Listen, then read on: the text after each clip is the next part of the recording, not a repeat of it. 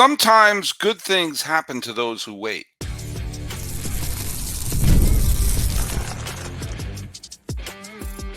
You are Locked On MLB, your daily MLB podcast. Part of the Locked On Podcast Network, your team every day. Hello, baseball fans. Welcome to Locked On MLB, part of the Locked On Podcast Network, where it's your team every day. This is the daily podcast. We talk about all of Major League Baseball. I am your host, Paul Francis Sullivan.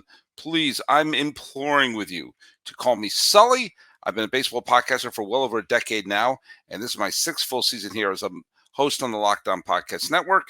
And this year, I'm also doing 5 episodes of the show, 5 episodes of Locked On A's. Check us out over there. You can find us at Locked On MLB Pods on Twitter or on Instagram. I'm your pal Sully. I'm at Sully Baseball on Twitter, Sully Baseball Podcast on Instagram. Today's episode is brought to you by FanDuel. Make every moment more. Right now, new customers get $200 in bonus bets with any winning $5 bet. That's $200 in bonus bets with any winning $5 bet. Visit FanDuel.com/lockedon to get started. I'm absolutely thrilled to bring back our guest. She was a guest on the Old Sully Baseball Show, and she's been on this show, Locked On MLB, several times. She is the granddaughter of Turkey Stearnes, who I have looming right over my shoulder, a Hall of Famer who now has seen his stats shoot up the all-time leaderboard. I was absolutely thrilled when I heard the news about the integration of statistics between the Negro Leagues and the Major Leagues, and I knew it was time to bring on one of our favorite guests, Vanessa Ivy Rose. One of my favorite guests is back. I've been a fan of this person before it was cool. Now everybody wants to be a fan of her now. Ladies and gentlemen, the granddaughter of Hall of Famer Turkey Stearnes, but more than that, author of Hall of Fame DNA and the host of the first season of Reclaimed, The Forgotten League, which got nominated for an Image Award. It's Vanessa Ivy Rose. Welcome back. Thank you, Sully. It's great to be here. It's always good to see you. It's always great to see you. By the way, if you see right here, it's like I have half of the poster of your grandpa and you have the other half. So it's like kind of accidentally creating the whole poster right over our shoulders right there. So I love that. I love that you have that up. Oh, absolutely.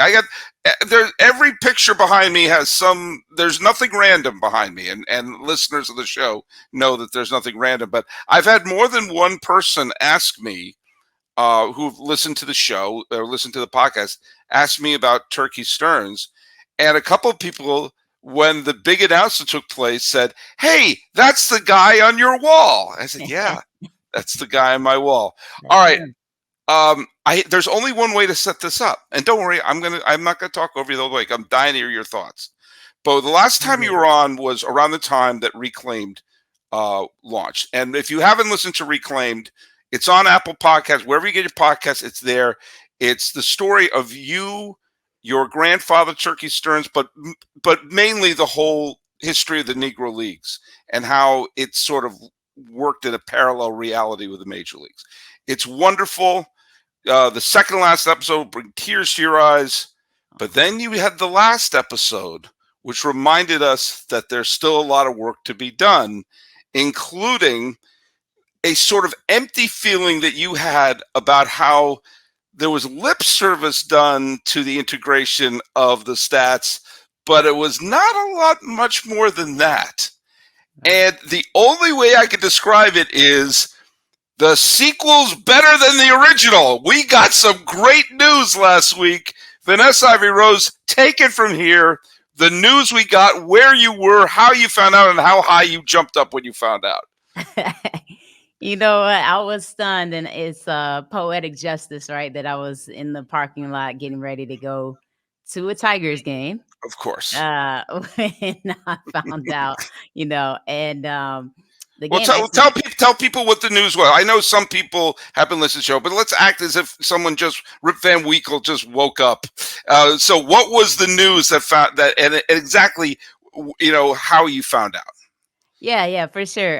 So, the stats have been essentially segregated since forever. And the Negro Leagues, that's why our podcast was called, Reclaim the Forgotten League, because the Negro Leagues have been forgotten about. and people didn't know who the Negro League greats were, and what they did and what their stories were and how those stories still carry today. And so the great news was that MLB, made good on their promise from 2020 to make sure that the stats from the Negro Leagues would actually be included in the official record. And so it was breaking news that happened. It was a long time coming. Did you get a text? Did you hear it on the how did you find out? I'm dying to find, because this is something you've been literally just banging the drum on, whether it's podcasts, on the news. You have been in the forefront of this parade to get this happen. So when it finally happened, I want to know I have to put me where you were. I have to find out. All right. So I was downtown, just getting ready to park. And I was with another Negro Leagues family member that is the daughter of Ron Teasley. Okay. And Ron Teasley is 97, and he played in the Negro Leagues, and he's a Detroit legend. He played for New York Cubans. Oh, is he still with us? He's still with us. Oh, great. Okay. Okay. That makes me happy. Okay, cool. Yeah. So, we were getting ready to meet up with a couple people for the game and for the Tigers game. And we received the text saying that, All right. Who texted it to? Who texted? I got to know. That's what I got to remember. Who was the first person to text us? I have to check on that because I don't want to get that wrong. Okay, fine. You got a text. You know who texted me was my mom. So maybe my mom, Dr. Edie Sullivan, texted you too. I mean, it's a distinct possibility. Let's give the credit to my mom because my.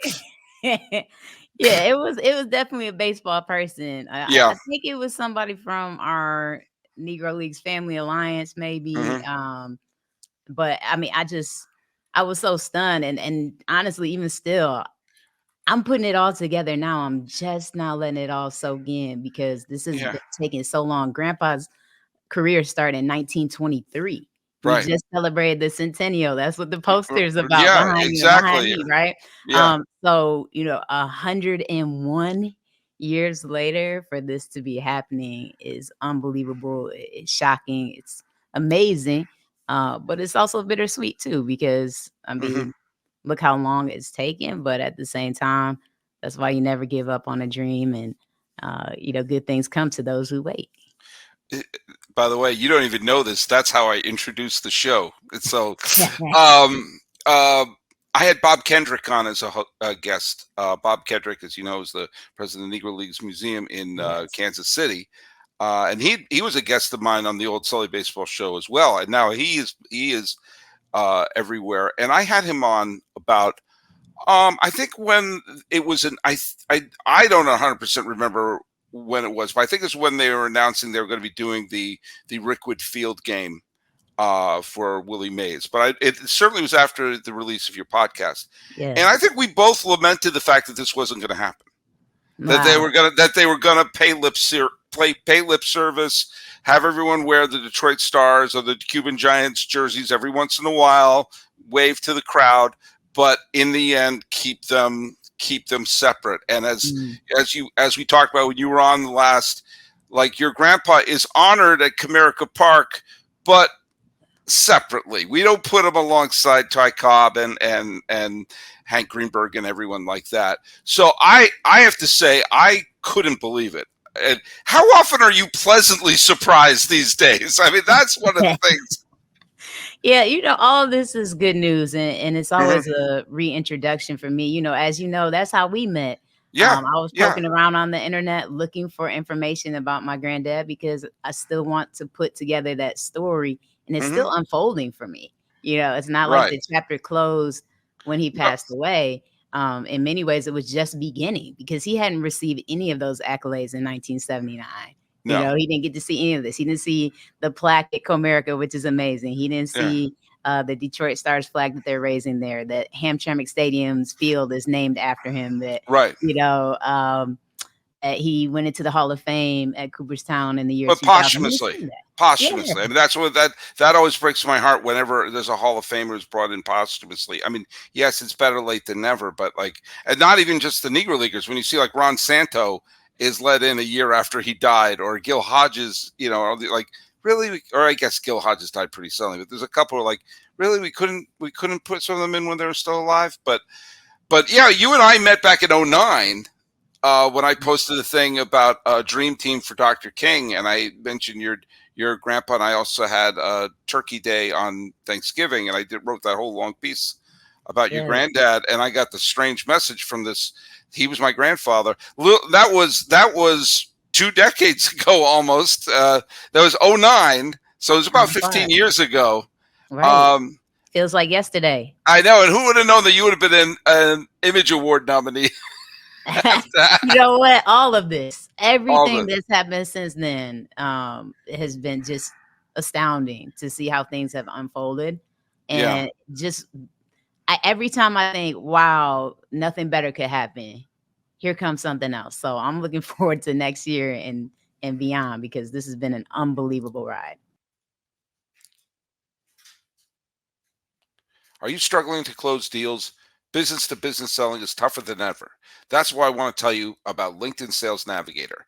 LinkedIn Sales Navigator is a sales intelligence platform that helps professionals effectively prospect and engage high-value customers, drive higher revenue, and increase sales performance. Sales Navigator helps you target the right buyers, surface key signals such as job changes or which accounts you should prioritize, and shows you hidden allies so you can find those buyers that are most likely to convert. Fueled by LinkedIn's 1 billion member platform, Sales Navigator gives you the most up-to-date first-party data, enabling you to unlock conversations with the people that matter. Right now, you could try LinkedIn Sales Navigator and get a 60-day free trial at linkedin.com/lockedon. That's linkedin.com/lockedon for a 60-day free trial. Let LinkedIn Sales Navigator help you sell like a superstar today. Just go to linkedin.com/lockedon to get started. And now let's hear from our friends over at FanDuel. Summertime means baseball, the NBA Finals. The Celtics are on top. How will the Oilers and the Panthers do? You could bet on it all at FanDuel. Right now, new customers get $200 in bonus bets with any winning $5 bet. That's $200 you can use to bet on anything from the Finals MVP to who's going to hit one out of the ballpark. Visit FanDuel.com/lockedon and add a big win to your summer bucket list. FanDuel, it's America's #1 sportsbook.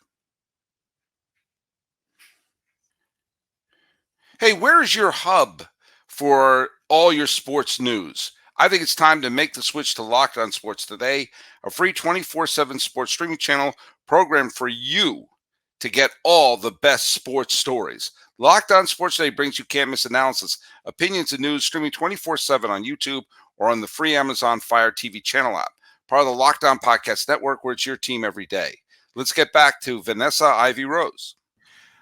One of the best things that happened, I think, in terms of the integration of the stats, and it will always be bittersweet because it'll never be 100% integration. We will never know if your grandpa would have been a great Detroit Tiger or a great Cleveland.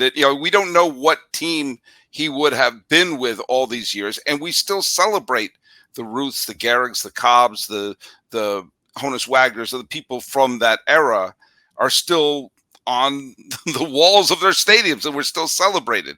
Yeah. But when you start, the thing that I think is so important is it starts a conversation and starts an appreciation. When you start to list the all-time great in batting averages, you're still going to have Ty Cobb there. Right. Yeah, you're still going to have Rogers Hornsby. We haven't erased them from history. No, but now you can actually say, ooh, who was Oscar Charleston? Yes. Who is your grandpa? Yes. Yeah, it's beautiful. And then I think on the batting average statistics, when it was like top 10, 5 of those guys were Negro Leaguers. So, right. I mean, half of the list is mind-blowing to think of what could have been. Right. And we missed out on that. I mean, man, the baseball world missed out on such a great opportunity, but now we can still, advocate for them and go back and revisit those stories and continue to preserve those legacies and open the doors for people in the future so that this doesn't happen again to someone else. Now, we talked Tigers. I mentioned Ty Cobb. You have to tell our audience about your new connection with Ty Cobb. Yeah, it's amazing how the universe works. I just posted the other day or yesterday that or at midnight. So today, up late these days. We're not fact checking it. We're not fact checking it. Right. Hey, somebody is somewhere. I know. Actually, you did it 2 days ago. So yeah, I'm I've been blessed to have all these great experiences, and because of the fact that Turkey Stearnes and Ty Cobb were not able to be teammates, I can look at that and think about how horrific that is. And like I said, what a great loss for us all. But at the same time, they weren't able to be teammates, but both of their grandkids are friends. So Cindy Cobb, who is Ty Cobb's granddaughter, actually met my mom first and became friends with her. Right. And their friendship grew. And then, as a result of that, they were like, my mom was sharing with Cindy that she wanted her to meet me, and Cindy wanted to meet me, and so on and so forth. And then we all ended up going to a baseball game together last summer, which was incredible. And we just stayed in touch since then. And Cindy's a great person, represents her grandfather's legacy well. Right. And shared so many things with me that I didn't know about Ty Cobb and his history and his legacy and what's true and what's not true. Because there's so many stories out there. And so I'm just continuing to learn so much about baseball. But that connection, like you said, I never imagined that I would be friends with Ty Cobb's granddaughter. Right. So, and to go to a Tiger game with Ty Cobb's granddaughter is I'm hanging out with Babe Ruth's nephew at a Yankee game. Sadly, not a Red Sox game, but it's funny you mentioned that. I wasn't even sure if I was going to bring this up, but you mentioned that most of the imagery that we have of Ty Cobb is this almost of this monster, right, who was a lot of that was from the Al Stump book, which was one person's point of view meeting Ty Cobb towards the end of his life, where not everyone ages well. I'll just say that, but sort of portrayed him as being this, this intensely and horrifically racist, horrible human being. And look, I'm not saying he would have had a Black Lives Matter sign on his window. He was a product of Georgia in the early 20th century, but much of that legend, from what I've read, it has been intensely exaggerated and exaggerated. It's wildly exaggerated, and I was reading yesterday about how I believe Ty Cobb's father and grandfather had done things in the abolitionist movement, and so I'm like, where did we get this information? One person. It was Al Stump. That was the one person who wrote the book about Cobb at the end of his life. I didn't mean to step on you, but we all latched on to this one dude's account who probably had a drunk Ty Cobb in his car. Old, it would have been the equivalent of someone who was, an old grumpy man. And for that, we paint his entire career and legacy as if he was, the king, the grand wizard of the Klan. I mean, I'm very happy that you have this connection with his granddaughter, if for nothing else, to partially at least repair a little bit of this legacy. Yeah, people are going to believe what they want to believe. And I, have been looking online to see what people were saying about Turkey Stearnes. And for the most part, it's been pretty pleasant. People really like his nickname and whatnot. But they're like, that's the greatest name in baseball, Turkey Stearnes. I'm like, all right, let's get it. But then there's going to be a couple of people on there who are saying, derogatory things, negative things, racist things, whatever. Really? Right? Really? So on the internet? On the internet? Really? Yeah, isn't that shocking? Can you believe it? I can't believe it. Right. But it's like, are we going to feed that? Are we going to give attention to that? No. But the internet has become this wild place where people are saying all types of things. And it's really important to preserve the history of the Negro Leaguers, of all of the baseball players who make it great, because they all made it great. That's the point, and that's what I love about Cindy. She understands that and was talking about how great it would be. She envisions Turkey and Ty in the outfield together. And Right. I'm like, that's why I love her. That's amazing. You know, having that vision and understanding how important it is to have an open heart. You know, that's what this is really all about. Well, I think it was Ken Rosenthal had the quote of, people who say that Josh Gibson didn't face all the best talent. Well, neither did Babe Ruth. But there's the one, though. I'm only going to give the detractors a tiny bit of air right here, Yeah, and that was they don't need any more of our I time. I know, but I'm gonna give you the rebuttal, which I've never heard a rebuttal to it. And the funny thing is that you and I brought this up, what I'm about to say, the last time you were on the show. And that was when people say, well, you can't combine the leagues. You can't combine the leagues. They didn't play each other. They can't combine the leagues.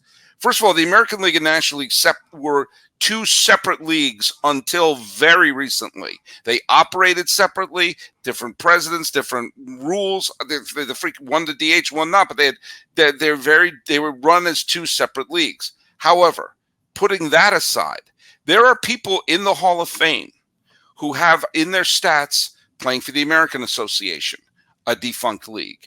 You have in the Federal League, which was a third major league that came about during the 1910s, Hall of Famers like Chief Bender, Three Finger Mordecai Brown, another great nickname, by the way. He got it because he mangled his hand in a tractor accident. They were really sensitive about nicknames. Oh, speaking of nicknames, Chief Bender was partially Native Americans, and therefore you're Chief Bender. At least they made him a chief. Eddie Plank's in the Hall of Fame, played in the Federal League. His Federal League stats are included in his Hall of Fame discussion. Joe Tinker, of the famous Tinker to Evers to Chance, played for the Chicago.